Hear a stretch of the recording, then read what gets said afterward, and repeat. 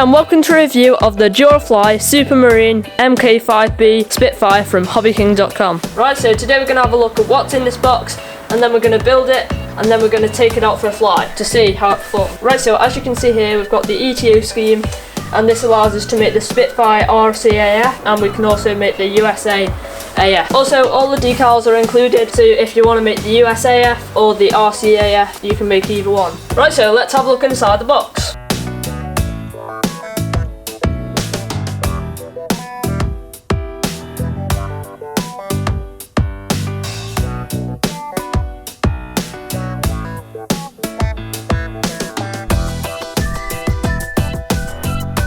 One great thing is that the wing and the fuselage were actually wrapped in this, protecting it from any scratches that it may occur in transport. Also, I'd recommend keeping this box because if you did want to put it away for a bit, you could actually put it on all the slots and it would fit back in for storage and to keep it safe. Right, so now I've got all the parts out, let's have a look at each of them individually.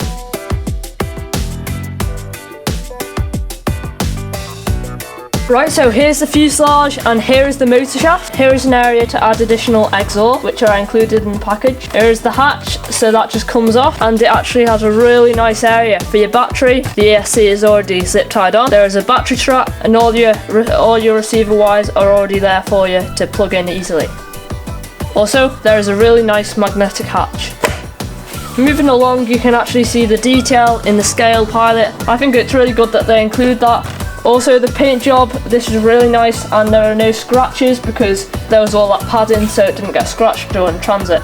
Underneath there's your battery wire, and that'll just go up there. 4 screws here so you can screw in your wing when you want to fly. Also, there's 2 little air vents because air gets in here, so it needs to escape through the back here. Towards the back of the plane, you've got your rudder here, as usual. These little things to attach your elevator to, and you've also got your steerable landing gear. That connects to the rudder push rod here so that it can turn with your rudder.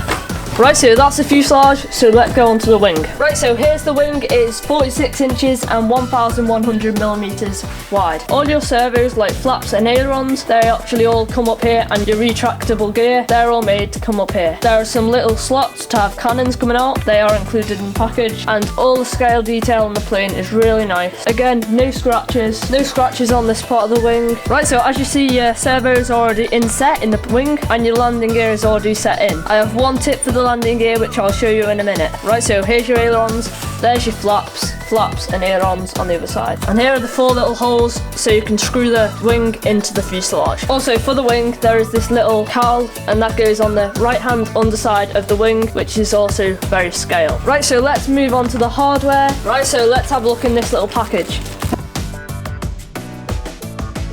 Here's the 2 cannons to attach to the wing. There's another piece of scale detail.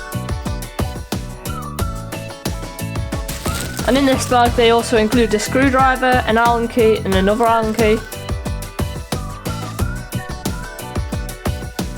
And also all the push rods with little ball ends to clip them onto the control horns.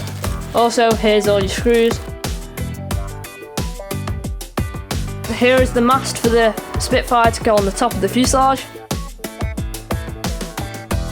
Here are the 2 exhausts for the side of the Spitfire fuselage.